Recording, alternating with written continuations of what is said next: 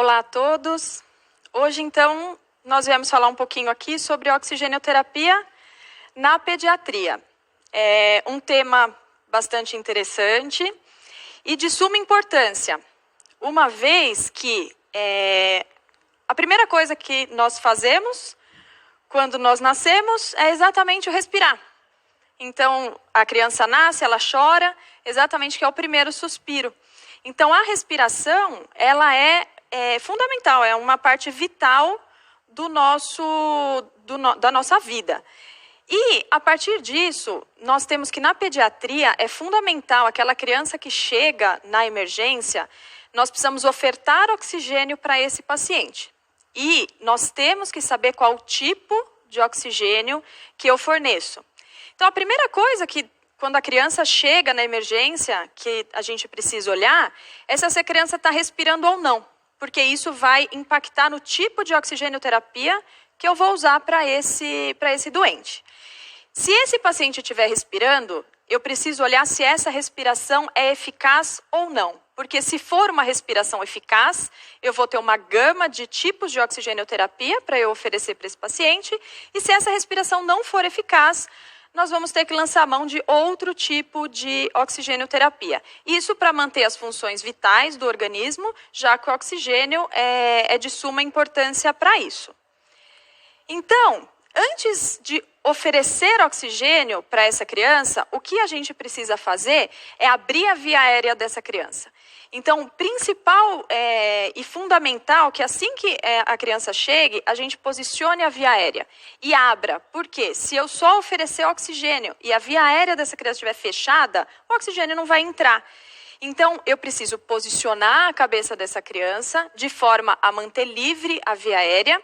E, se preciso for, colocar dispositivos que abram a via aérea. E nós temos dois tipos de dispositivo. Seria a cânula orofaríngea ou a cânula nasofaríngea. A cânula orofaríngea, a gente mede da rima labial até o ângulo da mandíbula, e ela tem que ser exatamente desse tamanho. Porque se ela for muito grande, ela vai obstruir a via aérea da mesma forma, e se ela for muito pequena, ela vai ficar no meio da língua. E um detalhe importante, eu só posso colocar a cânula orofaríngea em pacientes que estejam inconscientes, porque senão a criança acaba tendo reflexo de vômito, e aí eu posso piorar a situação.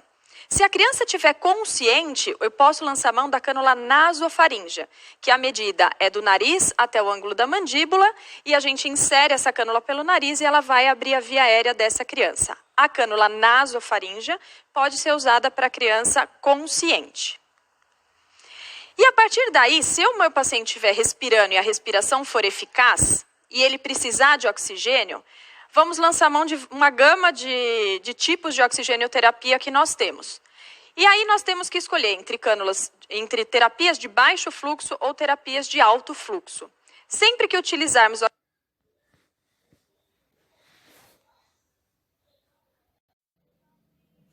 em terapias de alto fluxo. Então, a primeira que nós usamos na emergência é a máscara não reinalante, em que a criança inspira o oxigênio, nós ligamos de 10 a 15 litros por minuto de oxigênio, até que a bolsinha do reservatório se insufle. A criança inspira todo esse oxigênio puro e, ao expirar, na máscara nós temos a válvula que abre na expiração. Então, ela exala o gás carbônico para que ela não inale novamente o gás carbônico, e na inspiração essa válvula se fecha para que a gente não tenha mistura de ar do ar ambiente. E isso garante que a máscara não reinalante a gente consiga oferecer FiO2, frações inspiradas de oxigênio, acima de 95%. Em situações de emergência, o ideal é que a gente dê frações inspiradas próximo a 100%. Então, a máscara não reinalante é uma terapia que a gente é muito utilizada na sala de emergência. A máscara simples, ela é aberta, como a gente pode ver na segunda figura, e aí você tem uma mistura de ar ambiente com oxigenoterapia oferecida ali pela máscara, e aí nós conseguimos dar em torno de uma FiO2 em 40%. Muito utilizada em pós-operatório depois que o paciente é estubado. A máscara de Venturi, ela vem várias cores, é um sistema Venturi em que eu passo um fluxo, e o fluxo é maior ou menor, ele mistura com o ar e ele consegue dar FO2 até 50%. É importante olhar em cada figura, em cada cor, qual é o fluxo que deve ser colocado de oxigênio, porque é isso que garante a FiO2. Para o período neonatal, nós temos o capacete, que é colocado na cabeça da criança, e aí eu posso colocar desde 21%, se eu colocar somente ar comprimido, até 100% se eu colocar somente oxigênio. E se eu fizer uma mistura desses dois gases, eu vou conseguindo dar FiO2 entre 21% e 100%. O catéter normal de oxigênio, o catéter nasal normal, a gente considera ele uma terapia de baixo fluxo. Então, ele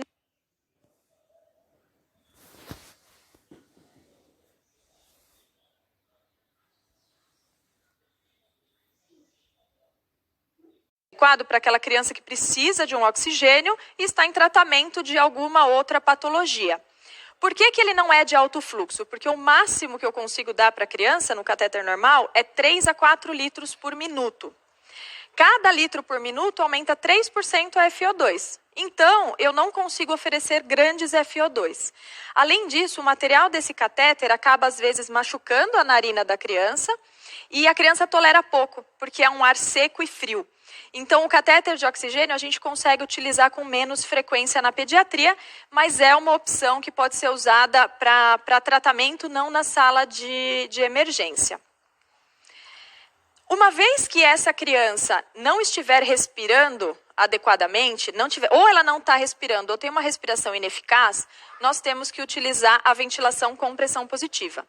É muito importante a escolha da máscara. A máscara tem que pegar do nariz, da asa do nariz até o mento. E é importante que essa máscara seja fixada na boca e no nariz da criança para que eu consiga oferecer a pressão. E aí, com a bolsa válvula máscara, eu consigo oferecer ventilação com pressão positiva para essa criança. Importante que essa máscara também seja transparente, para que caso a criança vomite, eu consiga olhar o conteúdo que está saindo e tirar para a criança não aspirar. Outra forma de oferecer ventilação para essa criança que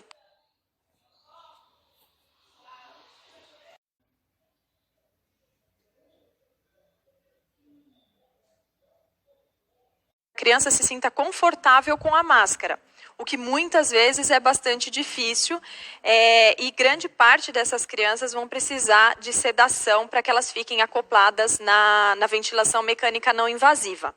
Outras formas de oferecer oxigênio é o catéter nasal de alto fluxo, que tem sistemas específicos para que seja oferecido, é um catéter e um sistema específico.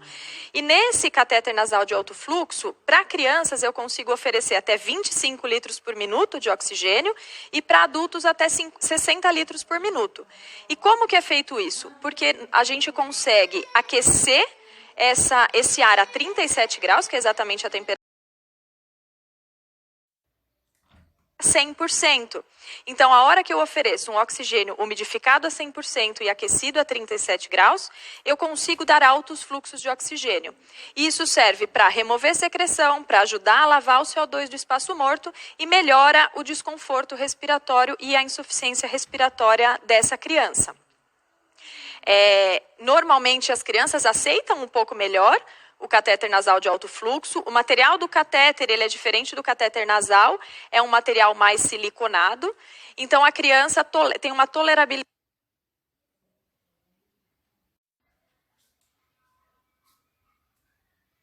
maior do que o catéter nasal, além da gente poder oferecer um catéter de alto fluxo. É muito importante que a gente saiba que para oferecer esse tipo de terapia, a criança tem que ter drive respiratório. Então, é uma criança que tem que ter respiração espontânea, porque senão nós não conseguimos oferecer esse tipo de terapia. Aquela criança que já passou dessa fase, que eu não estou conseguindo oferecer uma ventilação adequada, uma oxigenação adequada com os meus mecanismos não invasivos, essa criança vai precisar de um aporte de oxigenoterapia invasivo. E aí nós podemos lançar mão de dois mecanismos. Um é a máscara laríngea, que nós vamos ver adequar o tamanho pelo peso da criança, e isso normalmente está no frasco, na embalagem da máscara laríngea.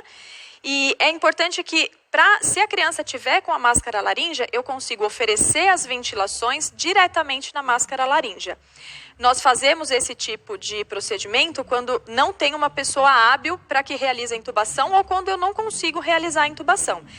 O ideal é que fique o menor tempo possível para que, assim que eu consiga, ou nós trocamos pela intubação, ou o paciente consegue ser ventilado de outra forma. E, por fim, o que nós temos é a ventilação mecânica invasiva, na qual eu preciso intubar o paciente. É importante que eu escolha a cânula de tamanho adequado para esse paciente. Eu escolho com ou sem cuff, a depender da idade dessa criança. Existem fórmulas adequadas para a gente ver isso.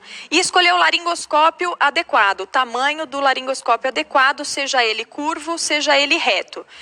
E o ideal é que a gente coloque a cânula de tamanho apropriado, com o laringo seja ele reto, seja ele curvo, e que a gente faça ventilações suficientes para ver a expansibilidade torácica. Obrigada.